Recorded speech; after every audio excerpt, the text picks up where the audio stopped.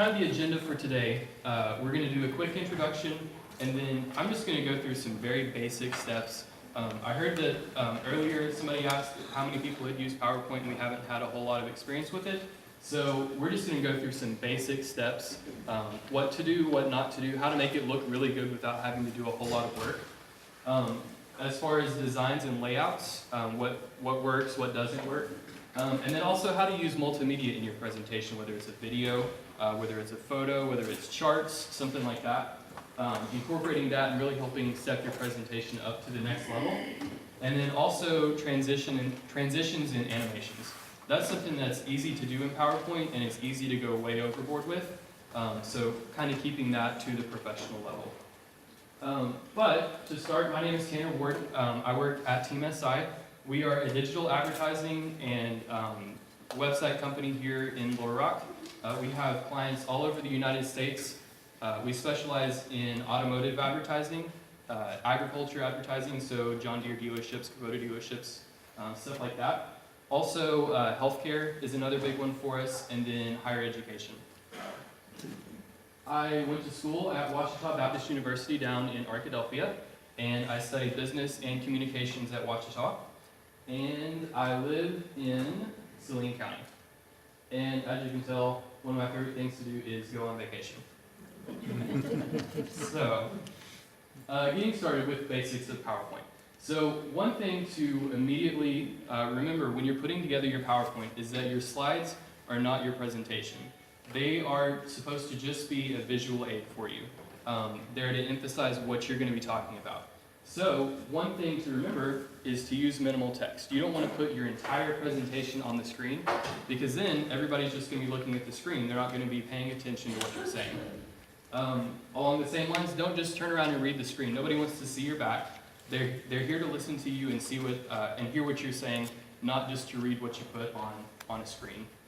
Also, you're going to want to practice your speech. So don't just put together a PowerPoint, throw some stuff on there, and call it a day, and then show up and just plan to go off of what you have. You need to have rehearsed it, gone through it several times, make sure that you're hitting your time limit, you're not going too long, you're not going too short. Just like basic speech principles. Go over your stuff beforehand. And then also, you're not going to want to rely on your slides. So we've all been there. We've gone to see or hear somebody speak, and their PowerPoint's not working. They can't get the computer to work, or the projector doesn't work, or maybe they're going through and the projector just goes off. It quits working. Their video doesn't start to play. It's always uncomfortable when you see them just sitting there fiddling with the computer and trying to get all that technology to work.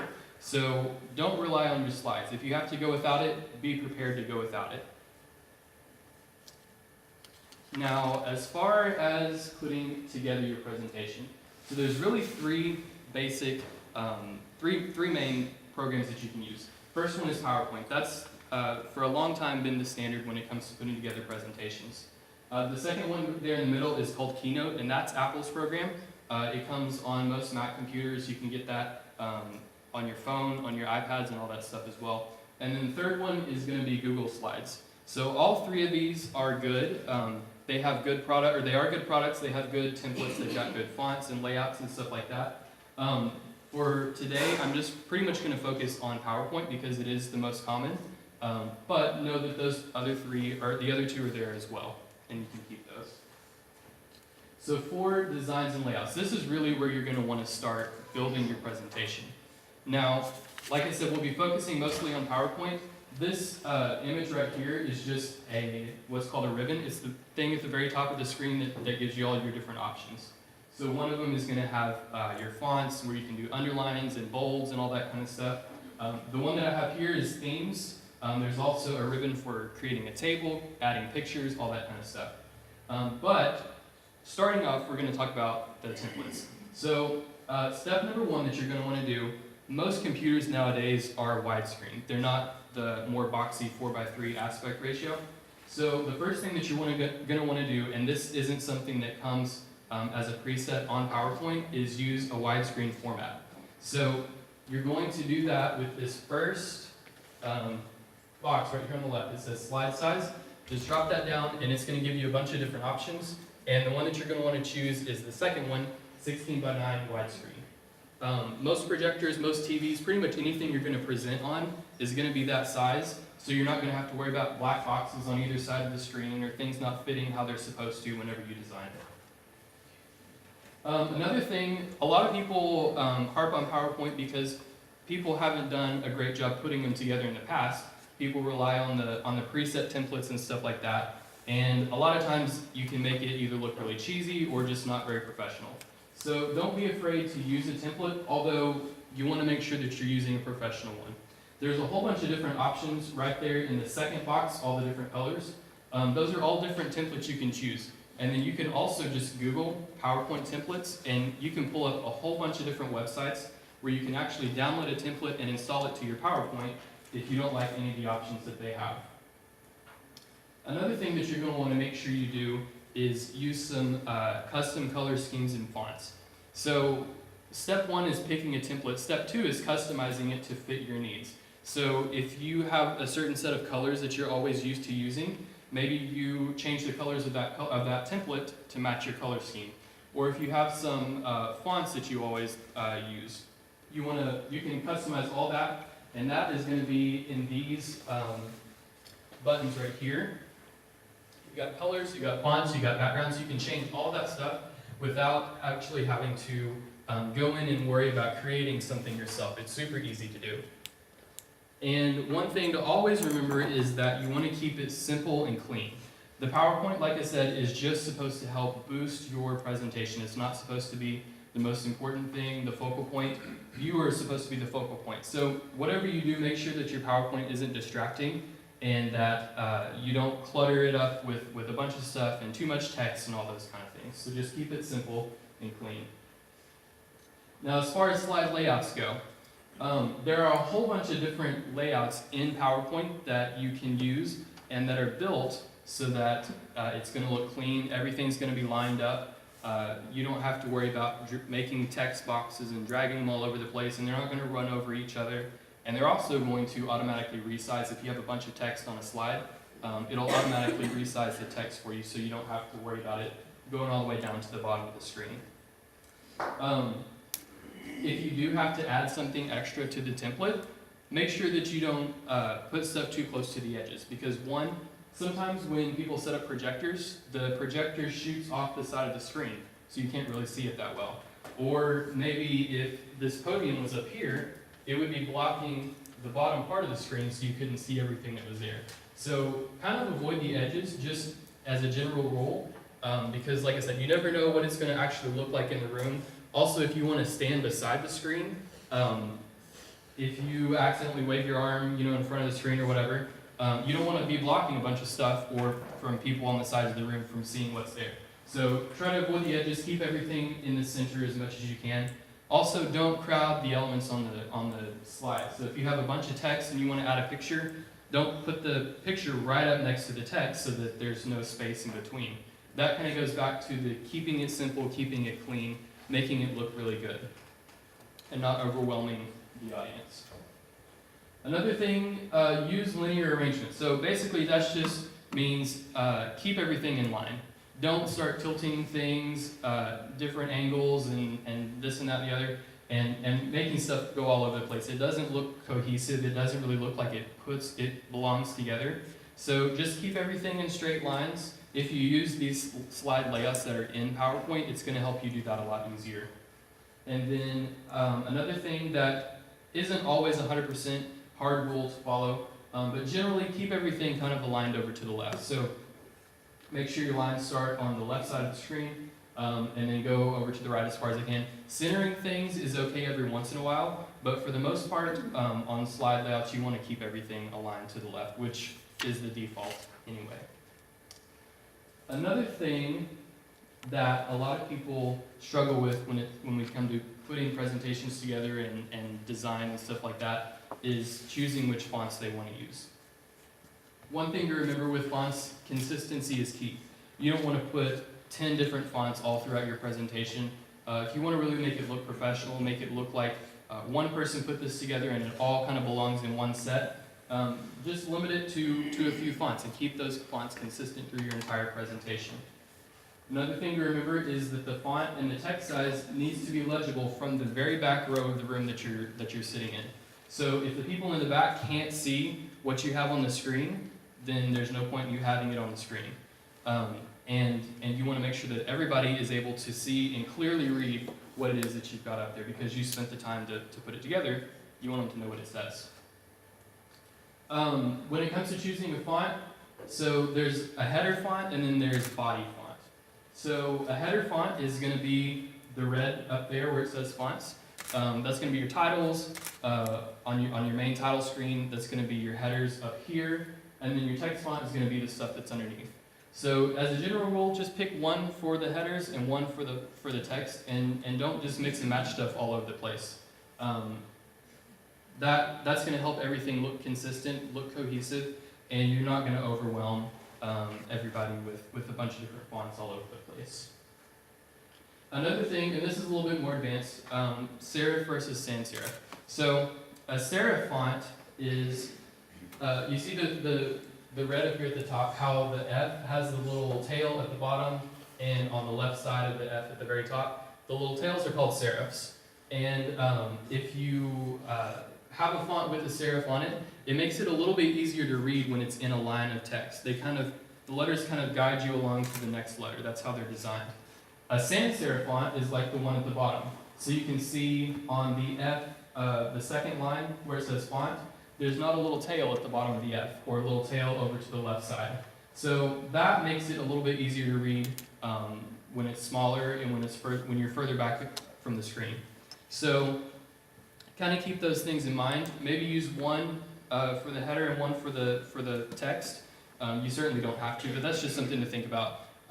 If you're closer up, the serif font, the little tails make it easier to kind of guide your eye. If you're further back, the sans serif font is a little cleaner and it's a little bit easier to use. And then, kind of along the lines of fonts, when you're putting together a presentation, one of the things that you want to do is avoid putting just giant paragraphs of text in there, because like we talked about earlier, you want to make sure that you are the focal point of the presentation, and that this is just an aid and it's helping you tell your story. So if you have a giant paragraph of text up there, people are going to be reading the screen. They're not going to be listening to what you're saying, which is not what you want to do with your PowerPoint. And then also, you want to not put too many bullet points. So if you've got 10 things bulleted on your slide, it's going to take you forever to get through that list, and it's probably better just to break it up into a couple of different slides. So to make this a little bit more practical, some different font options that I like that make it clear and easy to read. Helvetica is number 1 up there. It's a very clean font. It's actually used for the New York subway system, so you know it's going to be easy to read from far away if you're trying to read a little sign. Calibri, that is the default font for most Microsoft programs. It's good to use that one every once in a while, but since it is the default, it gets used a whole lot. So if you want to make your presentation look just a little bit better, maybe stay away from that. Make it look like you put in some thought into the font. Futura, Gill Sans, all those are different options. For this presentation, I used Rockwell up there at the top right for the headers, and then the Museo Sans is the text font that I use. So you can match different ones. You can pick one of these. They've got bold options. They've got skinny options. They've got the ones that you see on the screen. So there's different types of fonts in that particular family. But one thing you never want to do is use Comic Sans, because that font has been way overused, and it looks a little bit like a little kid put the presentation together. So that's one that you definitely want to stay away from. As far as colors go, we kind of hinted on this earlier.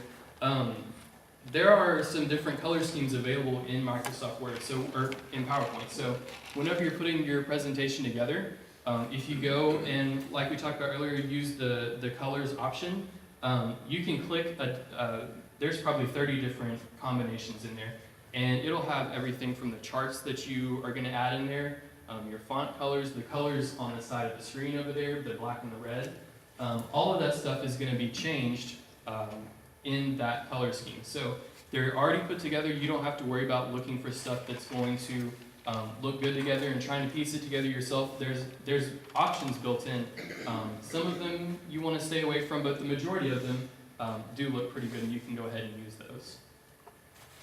One thing that you can pretty much always rely on is using light on dark or dark on light. So obviously this presentation is dark on light. That's going to be dark text on a light background, and then light on dark is just the reverse.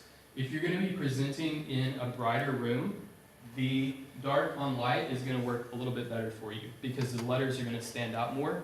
If you're going to be presenting in a darker room, maybe the light on dark would be better because you're not going to have so much white and so much light coming off the screen. You're just going to be able to focus more on the letters. So kind of think about what the environment's going to be like where you're giving your presentation, what the setting is going to be, and use that to decide what colors you're going to use. Stick with the primary, the basic, the normal colors. So blues, greens, reds, blacks, and whites, those are pretty much always going to work for you. And most people use those already in their company colors or whatever it is that they're doing. So those can pretty much always work for you. But try to avoid things like browns, things like yellows, and then also colors that are put together for holidays. So red and green, you probably don't want to use those together. Red, white, and blue, you may not want to use together. Orange, pink, and green for Easter. If it's going to make somebody think of a holiday or think of something else, it's probably better to stay away from that. And just so you can see a couple of examples, dark on light and light on dark, like I said, these are good ones to use. Kind of think about where you're going to be giving your presentation first. Red on blue and blue on red is something that you don't want to do because you can see it's hard to read, especially from far back in the room. Similar colors, you've got that light tan with the creamy color text. It's hard to read that. And then holiday colors, the green and the red, like I said, try to avoid those. Whenever you are thinking about colors, another thing and another reason to keep it pretty simple is that you never really know what they're going to look like when they actually come onto the screen. So different projectors are going to do colors different ways. If you're doing it on a TV, it's going to look even more different. So if you keep it more simple, more basic, don't do a lot of crazy stuff, then you're going to have a better idea of what it's actually going to look like when you're presenting it in front of the entire room. So the next thing would be how to use multimedia. So multimedia can include videos, it can include photos, it can include graphs and charts that you can build through PowerPoint, anything like that. We'll start with photos though. So rule number one is, as a general rule, just avoid clip art. That was something that was popular back in the 90s and needs to stay in the 90s. So it doesn't look very professional, and it's just not, it's not going to look very polished for you. So as a general rule, avoid clip art. You're also going to want to use high quality images. So don't use a little bitty teeny tiny photo that when you blow it up is going to look all pixelated and you're not going to be able to tell what it is. That doesn't look very professional. And if your screen is laid out this way, don't use an up and down photo and stretch it to go all the way across the screen because that doesn't look very good either. So make sure that your pictures are high quality. Remember, your presentation is going to be on a big screen. So if on your little laptop screen the picture looks bad, it's going to look really bad when it gets to a larger size. Make sure that any photos that you're going to be using aren't going to be colliding with any text. So if you've got a long line of text, make sure it doesn't go over the top of the photo because you're not going to be able to read it. Make sure that your photo doesn't go over the top of your text because obviously you're not going to be able to read that. You can, if the text box is too wide, it's easy just to drag it back over and it'll automatically wrap itself. Photos should fit the overall theme. So the colors of the photo, the style, all that kind of stuff. Make sure that it kind of goes with your overall theme. It doesn't have to, I use black and red for this PowerPoint. Your photo doesn't have to be black, white, and red. But don't do something that's got all these weird colors or it looks make sure that it looks good with whatever you've got going. Another thing that people used to like to do a lot is to put a photo as the background of your slide. And that is something that you're going to want to avoid too, because it just makes the text a little bit hard to read. Because photos have different colors all over the place, and it's very hard to get a photo as a background and then also find a text color that's going to work on across the entire photo, making sure that you can still read everything. So just as a general rule, leave that out. There's enough good backgrounds available for you that you don't have to throw a photo in there. And we hit on this earlier, crop the photo, don't stretch it. So if you are trying to fit a up and down photo in a long screen, if you want to get it to fit and look really good and take up the whole screen, you may have to crop the photo and take some off the top and the bottom. Don't just take the sides and stretch it out, because it just doesn't look very good. As far as videos go, videos are actually really simple to put into PowerPoint. You can just put it in the background, and whenever you go to the slide, it can automatically start playing for you. It's a really good way to kind of break up just a bunch of text or just a bunch of you talking and kind of bring something else into the picture. But one thing to remember, you always want to use high quality video. For the same reasons that we talked about using high quality photos. If it looks bad on your laptop screen, it's going to look bad whenever you blow it up and make it even bigger. You want to make sure that it's easy to see what's going on. You want to make sure that it's easy to hear what's going on in the video. A lot of times in videos, it's hard to see them on a screen because there's lights in the room. So once again, think about what the setting that you're going to be presenting in is going to be like, and say, is it going to be too hard for people to see what's going on in this video with a bunch of lights on the screen, where it's not super bright like it would be if you were, say, watching it on a TV. When you're putting video clips in, the shorter the video clip is, the better, as a general rule. Sometimes you may want to have a longer video, but for the most part, try and keep it simple, try and keep it short. Just use the video just like you're doing with your PowerPoint. It's supposed to enhance your presentation, but it's not supposed to be your presentation. When you're putting your video in PowerPoint, take up the whole screen so that it looks like what it's supposed to look like. You don't want to just put a little bit of video in the center of the screen because it's not going to be seen very well, and it's going to look a whole lot better if the whole screen is just taken up by your video. And then another thing that you want to make sure and do is test the audio and the video beforehand. Maybe if you're doing a presentation, you may not be doing it on the computer that you built your presentation on, or you may not be doing it in a place where you're familiar with. So you always want to make sure and test the audio, make sure you test the video, make sure it's going to work. If you pulled it from the internet and you go into a place that doesn't have internet where you're presenting, the video is not going to work. So make sure you test all that stuff beforehand, because you don't want to get into the middle of your presentation and be relying on a video to come up, and then when you click on it, nothing happens, and then it's just awkward for everybody. So make sure you check all that stuff before and make sure that it's going to work the way that you want it to. Another thing that PowerPoint lets you do and makes them look really good is charts and graphs. So you can import data from Excel, or you can put stuff directly into PowerPoint, and you can build all kinds of different charts. You can do a pie chart, you can do line graphs, you can do bar graphs, all kinds of stuff. Pretty much all of the options that you have inside of Excel, you're also going to have inside of PowerPoint, because they're sister programs and they work together. But one thing that you want to do is avoid just putting large tables of data on your screen. One, it's going to have little text and it's going to be hard to see. And two, like we talked about earlier, you don't want to have people just sitting there staring at the screen and reading that and not listening to what you're saying. Be careful with small font sizes. A lot of times with charts, if you've got little legends over to the side, or if you have something under each line that says what it is, it's going to default to some pretty small text, and people probably aren't going to be able to read it from the back of the room. So test it out, make sure that it's legible, make sure that it's easy to read it, it's not any weird colors or anything like that. And make sure that it's consistent with the rest of your presentation. You don't want to put a chart in that looks like you just found it some random place on the internet and copied and pasted it and stuck it in there. So you want to make sure that the colors, make sure that the style, all that kind of stuff fits in with the whole rest of your presentation, and looks like it all belongs in as one big cohesive piece. And then, like we mentioned earlier, should be legible in the back row. A lot of times, they've got some weird colors that they'll pull into these charts. Make sure that it's not going to fade in, blend into the background, excuse me, or the text isn't going to be too small or something like that. So, transitions and animation. So, I remember whenever I was in 7th grade, when I put together my very first PowerPoint.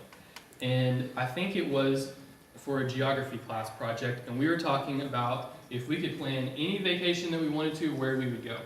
So we all thought it would be so cool if you had all these little sound effects, so every time something came on the screen it was like an explosion, and whenever whenever you went from slide to slide, it spun around a whole bunch of times and did all that kind of stuff. That's fine if you're in 7th grade, but if you're not in 7th grade, you kind of want to leave that stuff out. So when it comes to transitions, it's really simple, stick with a fade. There are probably 25 other transitions in there. You can make the screen open up if you want to, or like a door open up that way. You can make it spin around, go upside down, do all sorts of different stuff. But stick with a fade, that's professional. It doesn't distract from what you're doing, and it's going to look good no matter what kind of presentation you're doing. When it comes to animations, once again, keep it simple. That seems to be the overall theme, is keep it simple. You can animate your bullet points to come up line by line, just like I have here. If you don't want everything to come up all at once, it's super simple. You click a button, and you say you want it to come up line by line, and that's it. That way, you can keep people's attention on one bullet point. Like we said earlier, if there's a whole bunch of text on there, they're going to start reading all the way to the bottom of the slide before they come back and start paying attention to you. So, if you just deliver stuff line by line as you get to it, you're going to keep people's attention there a little bit more. No sound effects, like I said. We don't want any explosions when your slides come on, or it sound like a freight train's coming across the screen or anything like that. And if you really want to get advanced, PowerPoint has some pretty cool capabilities that you can do. So as far as setting a timer, or reordering things, or putting an effect on something when it comes in, and putting a different effect on something as it leaves the screen, there's a whole lot of different stuff that you can do in PowerPoint. If you don't know how to do it well, avoid it, because it can really make it look cheesy and distract from what you're presenting. But if you know how to make it work, and you know how to make it all fit in with what you're trying to do, then go right ahead and do all that kind of stuff, because it does have some pretty cool capabilities. And then last thing that we want to hit on are just some helpful tips. So PowerPoint can be super overwhelming when you're putting together your presentation, and then also whenever you're actually giving your presentation, because if it doesn't go how you want it to go, then it can throw you off, it can make you uncomfortable. So there's some really simple tips that you can go into to try to avoid things like that from happening. Beforehand, before you give your presentation, save it in multiple places. You never know when a computer is going to work right and when it's not going to work right, or when your flash drive is going to break or something like that. So this PowerPoint, I have it on 2 flash drives, I have it on my computer, and then I also have it in my email. So if one of those places doesn't work right, then I've got a backup. And if 2 of them don't work right, you've got a backup. And if 3 of them don't work right, you still have a backup. And if 4 don't work right, then maybe you just need to go without it. So be super prepared. You never know what's going to happen. Keep it in all different places, and don't have all of it like on your computer. So if it's in your email and it's on your desktop, well, if your computer doesn't work, then neither of those is going to help you. So have it in different places. Also, have your presentation ready to go. We've all seen people trying to give presentations, and 2 minutes before they walk up to the front and it's time for them to start, they're over there opening up PowerPoint. They've got their desktop all over the screen, and there's folders everywhere, and it just doesn't look very professional. So have your stuff ready to go when you walk up, when you get to the room. If you've got some time, you can clear the screen, make it black, but have it ready to go so you're not having to go through and do a bunch of stuff in front of everybody who's waiting on you. And also, just like with any presentation, you want to know your audience and you want to know your room. Whether it's the color schemes, whether it's how big the room is, so you know how big to make the text, All those little things kind of work together to justify the choices that you make in your PowerPoint as far as layouts, colors, fonts, all that kind of stuff. So know what you're getting yourself into before you actually show up and have something that doesn't work. Now during your presentation, one thing you don't want to do is just stand in front of the screen, because one, you're going to get a bunch of weird shadows all over your face, and people aren't going to be able to, you can't see through you to see what's on the back of the screen. Nobody likes when somebody's got a blue bar halfway across their forehead and up. So just stay to the side of the screen. If you need to walk in front of it and point something out, that's perfectly okay. But don't make a habit of just standing right in front of the screen, because you're blocking somebody's view no matter where you are. Also, use presenter mode. So one thing that you can do, I have right here all of my slides printed out on paper so that I know exactly what's coming up. Another thing that you can do is set it in presenter mode. So right now, on the laptop, we've got the slide that's on the screen is over here on the left. The next slide that's coming up is over here on the right. And it's got a list of all the slides at the bottom. So you know exactly what's coming up. You're not going to forget you put something in there and be surprised when it comes up on the screen. And it's got timers and all that kind of stuff. So you can tell exactly how long you've been going. And it's a lot easier than just clicking through the screen and hoping that you remember what's coming up next. Another thing that you can do, and I talked about this earlier, to black the screen out, all you have to do is press the period key, and it's going to turn the screen black. So whenever you get to the room, set up your presentation, but you don't want it to start yet, just hit the period key, it's going to turn the screen black. Or if at some point during your presentation you don't want whatever's on the screen to be there, just hit the period key and it'll take care of it super quick. You don't have to worry about trying to use a projector remote or figure out all that kind of stuff while you're giving your presentation. It's just one click away. Now, if you need to jump to a certain slide, this is helpful if you're like answering any questions or something like that, and you didn't expect to have to go backwards or whatever. If you know the slide numbers, and if you've got all of your slides printed out, it's going to be right here at the bottom.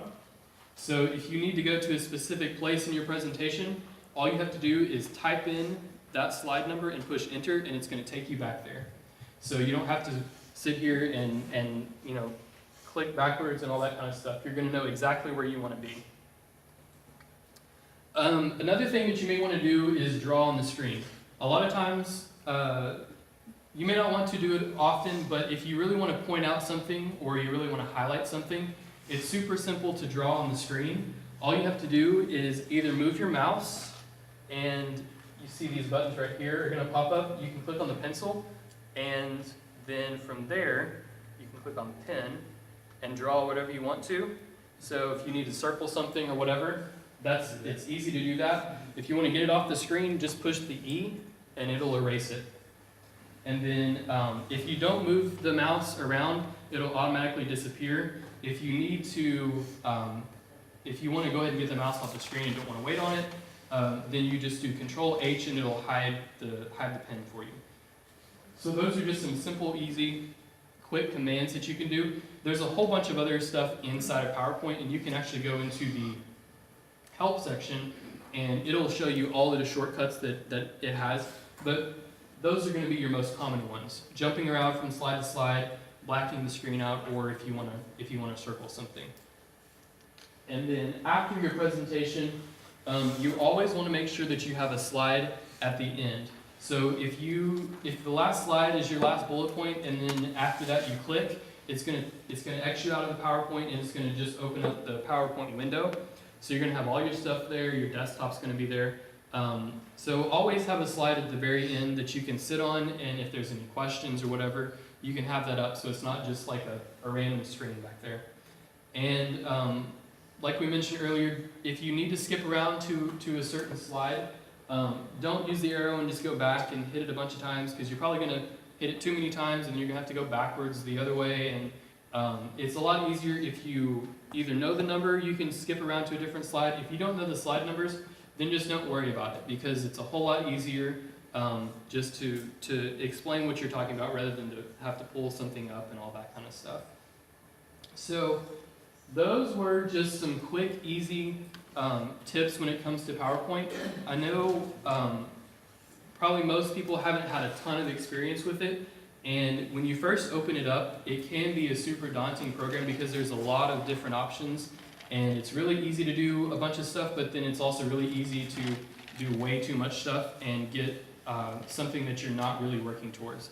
So I wanted to give you just a basic overview of it.